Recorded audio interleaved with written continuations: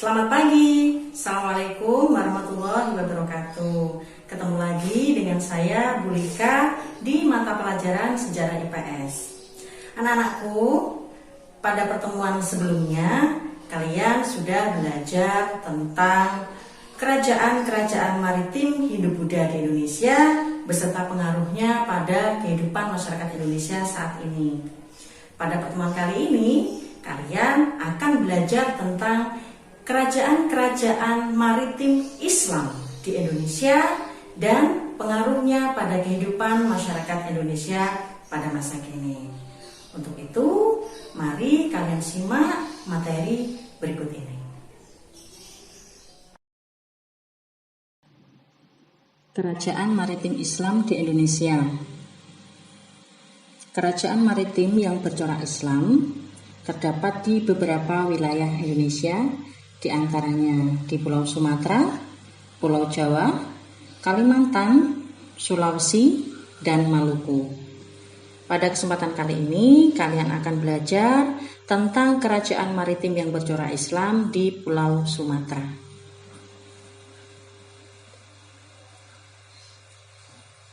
Kerajaan maritim Islam di Pulau Sumatera ada Kerajaan Perlak, Kerajaan Samudra Pasai, dan Kerajaan Aceh.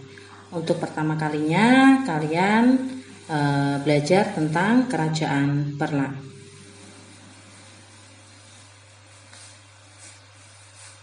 Perhatikan peta berikut.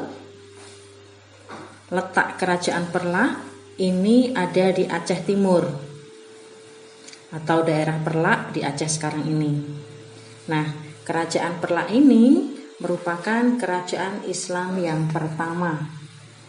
Mungkin kalian akan muncul pertanyaan, kok bukan Samudra Pasai ya kerajaan Islam pertama?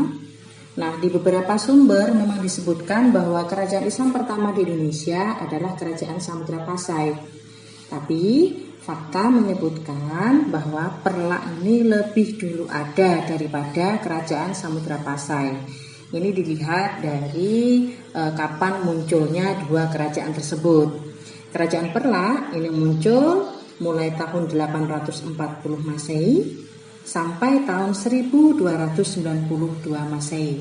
Sedangkan kerajaan Samudra Pasai yang sama-sama lokasinya di Aceh ini berdiri tahun 1267 Masehi. Dengan demikian bisa disimpulkan bahwa kerajaan Perlak lebih dulu ada dibanding dengan kerajaan Samudra Pasai. Kehidupan politik Kerajaan Perlak. Raja-raja atau sultan yang pernah memerintah Kerajaan Perlak, di antaranya yang pertama ada Sultan Alauddin Syekh Maulana Abdul Aziz Shah, dan sampai di raja yang terakhir yaitu Sultan Mahdum Alauddin Malik Abdul Aziz Johan berdaulat. Pada masa pemerintahan Sultan Mahdum Alauddin Malik Muhammad Amin Shah II Johan berdaulat, Kerajaan Perlak mengalami kemajuan yang pesat, terutamanya di dalam bidang pendidikan Islam dan perluasan dakwah Islamiyah.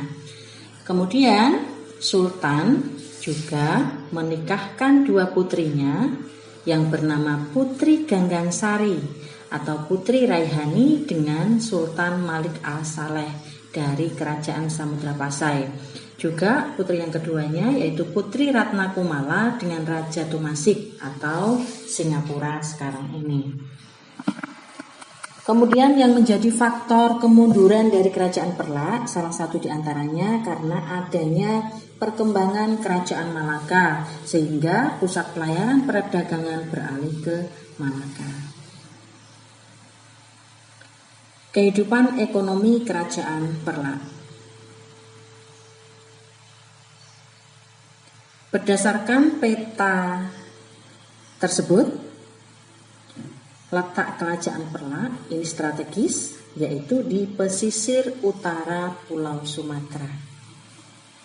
Sehingga perekonomian Perlak juga bergantung pada perdagangan yang ada di pesisir utara Sumatera. Masyarakat Perlak juga berdagang dengan beberapa pedagang-pedagang dari berbagai bangsa lain, diantaranya dari Arab, Persia, dan India. Kemudian komoditas yang diperdagangkan oleh masyarakat Perlak sebagian besar berasal dari hasil pertanian, perkebunan, dan kehutanan. Dari sektor pertanian dan perkebunan, Perlak menghasilkan komoditas padi, kelapa, dan palawija. Sedangkan dari sektor kehutanan, Perlak menghasilkan kayu yang berkualitas. Kayu inilah yang sering digunakan untuk membuat kapal atau bangunan. Selanjutnya, kehidupan sosial kerajaan Perlak. Akibat dari banyaknya pedagang asing yang singgah di Perlak, menyebabkan terjadinya interaksi antara pedagang asing dengan masyarakat Perlak, yang mana interaksi tersebut memudahkan ajaran Islam berkembang pesat. Pada perkembangannya, kerajaan Perlak menjadi pusat Islamisasi di Sumatera Utara. Kemudian, kehidupan masyarakat Perlak dalam sehari-hari menerapkan dan melaksanakan syariat Islam atau hukum Islam, yang mana hukum tersebut bersumber pada kitab suci Al-Quran dan hadis. Selanjutnya, kehidupan budaya kerajaan Perlak. Naskah-naskah tua yang dijadikan sebagai rujukan diantaranya ada kitab Idaratul Haq fi Mamlakatil Verlah wal Fasi. Ini karangan buku Abu Ishaq Makarani Al-Fasi. Yang kedua, kitab Tazkirah Tabakat Jumuk Sultan As-Salatin. Ini karangan dari Syekh Samsul Bahri Abdullah As-Asy. Yang ketiga, Silsilah Raja-Raja Perlak dan Pasai, catatan Sayyid Abdullah Ibnu Sayyid Habib Saifuddin. Selain karya sastra, juga ada stempel kerajaan. Ini adalah stempel yang digunakan oleh kerajaan Perlak. Kemudian ada mata uang. Mata uang ini juga mata uang yang digunakan oleh kerajaan Perlak. Ada 3 jenis, yaitu yang mata uang emas atau biasa disebut dengan dirham, mata uang perak atau kupang, dan mata uang tembaga atau kuningan. Selanjutnya kita akan bahas tentang kerajaan Samudra Pasai. Perhatikan tokoh gambar yang ada di sini. Kalian tahu ini siapa? Ini adalah Marah Silu atau nama lain dari Sultan Malik Al-Saleh. Kerajaan Samudra Pasai terletak di sebelah utara Perlak di daerah Lok Sumawe, yaitu di pantai timur Aceh.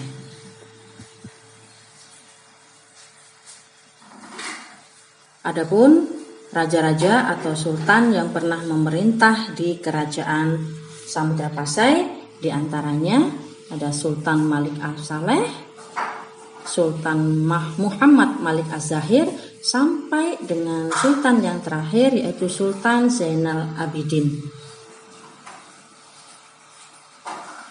Kehidupan ekonomi kerajaan Samudra Pasai. Sebagai kerajaan yang terletak di tepi Selat Malaka, memungkinkan kerajaan Samudra Pasai ini mengembangkan perekonomian berbasis perdagangan laut.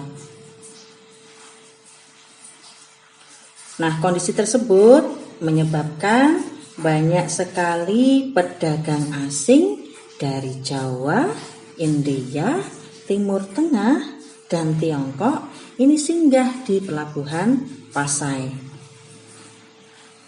Komoditas perdagangan dari Samudra Pasai diantaranya ada lada, kemudian kapur barus, kemudian emas. Nah, untuk memperlancar aktivitas perdagangan, Kerajaan Samudra Pasai mengeluarkan mata uang emas yang disebut dengan dirham. Ini adalah mata uang dari Kerajaan Samudra Pasai. Mata uang dirham ini digunakan sebagai alat tukar atau alat pembayaran resmi dari Kerajaan Samudra Pasai. Kehidupan sosial Kerajaan Samudra Pasai. Samudra Pasai ini menjadi kota dagang yang ramai dan penting di Selat Malaka. Banyak pedagang asing yang singgah dan menetap di Samudra Pasai. Ketika mereka singgah, kemudian berinteraksi dengan masyarakat setempat, sehingga pusat perkembangan Islam juga berkembang di Kerajaan Samudra Pasai. Masyarakat Samudra Pasai banyak yang pemeluk Islam bermadhab Syafi'i. Selain itu juga menerapkan dan melaksanakan syariat Islam yang bersumber pada Al-Quran dan hadis. Selanjutnya, peninggalan budaya dari Kerajaan Samudra Pasai. Bisa kalian lihat, ini uang yang dipergunakan untuk berdagang. Tadi kita sebut dengan dirham ya. Kemudian yang kedua ini ada penulisan Hikayat Raja Pasai. Dan yang terakhir ini ada batu nisan Marah Silu atau Sultan Malik Al-Saleh. Selanjutnya kita akan bahas tentang Kerajaan Aceh. Kerajaan Aceh ini terletak di daerah hulu Pulau Sumatera atau ujung pantai Aceh yang disebut sebagai Aceh Besar dan dekat dengan jalur pelayaran perdagangan internasional pada masa itu. Adapun raja-raja yang pernah memerintah dari Kerajaan Aceh, diantaranya yang pertama Sultan Ali Mugoyat Shah.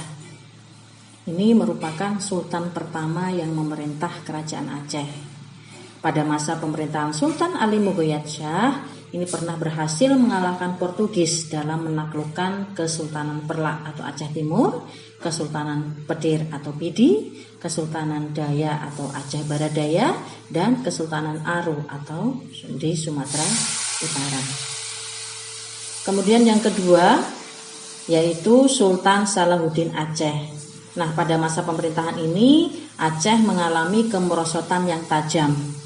Sebagai akibatnya, Sultan Salahuddin ini digantikan oleh saudaranya yang bernama Alauddin Riayat Shah Al-Kahar. Nah, di masa pemerintahan Sultan Salahuddin Riayat Shah Al-Kahar, beliau pernah melakukan berbagai perubahan dan perbaikan dalam segala bidang. Selain itu, sempat melakukan perluasan kekuasaan di Kesultanan Malaka, akan tetapi usahanya ini gagal. Dan di masa pemerintahannya juga terjadi berbagai pemberontakan dan perebutan kekuasaan. Selanjutnya yang memerintah dari Kerajaan Aceh ada Sultan Iskandar Muda. Nah, disinilah Aceh mengalami masa puncak kejayaan. Dibuktikan dengan berhasilnya menaklukkan Kesultanan Johor dan Portugis di Semenanjung Malaya. Selain itu, berkuasa dalam perdagangan Islam di dunia, dan di sana terdapat dua ahli tasawuf di Aceh, yaitu Syekh Syamsuddin bin Abdullah As-Sumatrani dan Syekh Ibrahim Asy-Syamsi. Selanjutnya, Aceh dipimpin oleh Sultan Muda bin Husain Shah, kemudian Sultan Mughal Seri Alam Pariaman Shah, kemudian Sultan Zainal Abidin, dan yang terakhir Sultan Alaiddin Mansur Shah. Untuk kehidupan ekonomi di Kerajaan Aceh difokuskan di sektor perdagangan. Komoditas utamanya adalah lada. Nah, pada masa Sultan Iskandar Muda, lada ini dijadikan sebagai komoditas dagang utama dan adanya sistem monopoli lada. Aceh untuk dalam usaha menstabilkan harga lada supaya tetap tinggi, ini kebun-kebun lada yang ada di luar Aceh, contohnya di Kedah, ini dibabat habis. Sedangkan kebun yang ada di Aceh ini tetap dipelihara. Dimaksudkan dengan cara ini, pedagang barat ini hanya dapat membeli lada dari Aceh. Dan sistem monopoli lada yang diterapkan Aceh ini membawa keuntungan besar bagi Aceh. Selanjutnya kehidupan sosial. Yang pertama yaitu masyarakat kehidupannya diatur berdasarkan hukum Islam. Kemudian muncul dua golongan, diantaranya Dateuku atau bangsawan dan Tengku atau ulama. Peraturan hukum masyarakat yang dicantumkan dalam adat Maketa Alam atau kanun Maketa Alam. Kehidupan budaya masyarakat kerajaan Aceh. Yang pertama, muncul ulama ahli kesusastraan. Di antaranya ada Hamzah Fansuri, ini dengan kitab Al-Muhtadi. Kemudian Syamsuddin As-Sumatrani dengan kitab Mi'raj Al-Muhaqiqin Al-Iman. Selanjutnya Nuruddin Araniri, ini dengan kitab Sirat Al-Mustaqim dan Mustanusalatin. Dan yang keempat ada Syekh Abdul Rauf Singkili, kitab Mi'raj Al-Tulab fi Fasil. Selain di bidang kesusastraan, kehidupan budaya yang menjadi peninggalan dari kerajaan Aceh diantaranya ada Benteng Indra Patra, kemudian ada Masjid Indrapuri, Pintu Kop, Gunungan, dan Masjid Baitur Rahman. Bisa kalian lihat gambarnya. Yang pertama ini adalah Benteng Indra Patra. Selanjutnya ini ada Masjid Indrapuri, kemudian ada Pintu Kop, kemudian ada Gunungan, dan yang terakhir adalah Masjid Baitur Rahman. Ini yang menjadi ikon kota Banda Aceh dan merupakan salah satu peninggalan dari kerajaan Aceh. Anak-anakku, demikian materi tentang kerajaan-kerajaan Islam di Pulau Sumatera. Untuk pertemuan berikutnya, kalian akan belajar tentang kerajaan-kerajaan Islam di Pulau Jawa. Anak-anakku, tetap semangat. Jangan lupa terus patuhi protokol kesehatan yang ada. Tetap gunakan masker dan sampai jumpa. Assalamualaikum warahmatullahi wabarakatuh.